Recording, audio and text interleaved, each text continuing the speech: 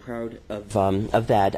Just one to correct you, I am not the first Fulbright recipient of Fort Hayes. There have been others before me, so just to give them credit, though I think that was a while ago. As far as the Fulbright, a Fulbright Fellowship is basically the flagship of international educational exchanges that are sponsored by the U.S. government. And they're broken down into various subdivisions. There are Fulbrights for students, for scholars, and then there's the whole other component, because it's not just meant for U.S. citizens. There's a whole other half in that, bringing foreign students and scholars to the United States. So it's a two-prong, or one can say various divisions, subdivisions of that. Yeah. And it's not just randomly picked out of a hat.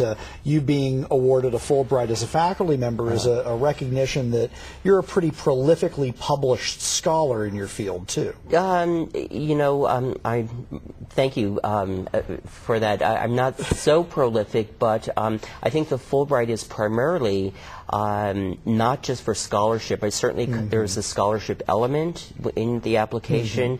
But I think what the Fulbright Commission folks are looking for is really are people, and this is why I encourage everyone here on campus, scholars and students alike, those proposals that emphasize a collaborative effort between institutions, between American institutions and institutions abroad. So certainly scholarship is one component, but I would even say it's not the main component of that. Yeah. Okay. So now the collaborative work that you're talking about, is that related to the University of Duisburg-Essen, or yes, did this come out of some other project? No, it came out of our exchange cooperation, our exchange agreement with the University of Duisburg-Essen, and it's been one of the great byproducts of the exchange. I just want to say one thing before going into that. Yeah. The Duisburg-Essen exchange also is not only between students, but now encompasses faculty members here, that all faculty members in all the colleges are eligible to participate in, and in turn faculty members from Duisburg-Essen will come here. Now, the Fulbright was a discussion that began last summer between myself and a faculty member of the German department while I was there with the students, and we both discovered that we have very similar scholarly agendas, very similar research interests, and we both have published an article on a very similar research area. And what is that area? That is on a contemporary German author. His name is W.G. Sebald, and her interest and my interest is on the use of images and photographs in this writer's works, both of fiction and nonfiction. And we both published almost the same year an article, and we both decided or came to the conclusion, why not offer a team-taught seminar on this subject? And that was the basis of the Fulbright application. So it was my research on that area, her research, and then the forum was a proposed short-term seminar in Germany that both of us will teach in the spring of 2011. That's fantastic. So the Fulbright basically gives you the infrastructure, the support to make that team-taught seminar happen. Absolutely. It gives me, first of all, the recognition. I mean, it's a tremendous honor to have that. And it gives me also the financial backing that would allow that, as far as a monthly stipend, both for the teaching, for housing, for transportation. And with the Fulbright, it also allows me to become yet once again part of that community of scholars. That's really a lifelong thing, to be among that of scholars who go to Germany in this case to represent Fort Hayes in the United States, to do that. And the area of research that you're talking about, you mentioned imagery, and you use imagery and film quite a bit, not only in your teaching but also in your scholarship, don't you? Yes, I do. So what led to this love of film?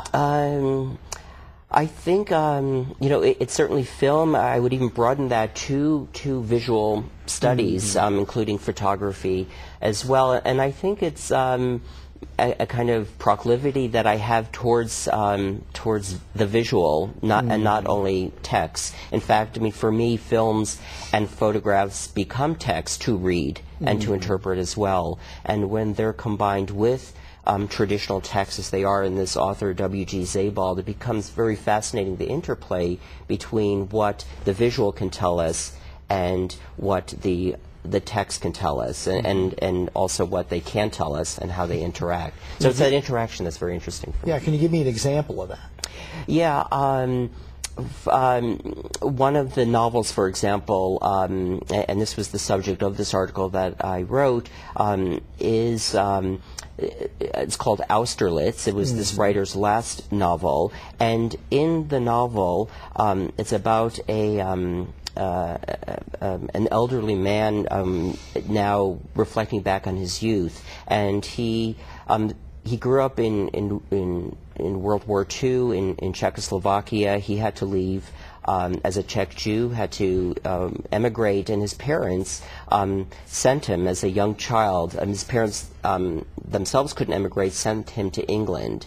And his lifelong pursuit of his history is through a photograph. He has one photograph, or one image of himself as a child, and he tries to find his parents through a visual recollection, and that's his only memory. He last saw his parents as a 5-year-old, and then trying to recognize his parents. He's given a picture, for example, of his mother as an adult, and the whole thing, can a child who last saw his mother as a 5-year-old now actually recognize the mother as an adult, who he last saw 60 years ago? So this whole thing about how photographs intersect with memory is very interesting for me. That's a very interesting thing. And so that's some of the material that you'll be covering in this Team Taught seminar as an extension of the Fulbright that's going on. Yeah. And it's in the 2011 school year, is that right? So next year is when you'll be going over? That's right. Next year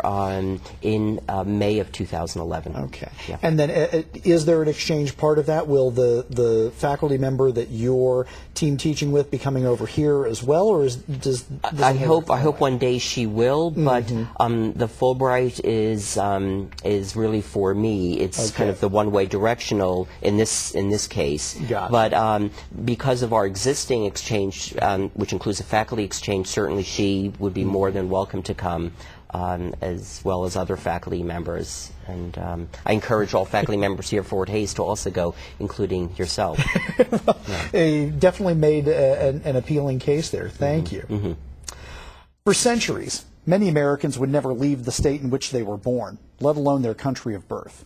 Today, no matter where you are, you're a citizen of the world, just like Avi Kempinski has shared with us today. We're fortunate to have colleagues like Dr. Kempinski who embody the spirit of forward thinking and world ready. My thanks again to Dr. Avi Kempinski for joining me today on Talking Democracy. To view past programs, find schedule information, or information about KFHS television, please visit kfhs.net. Thank you and good night.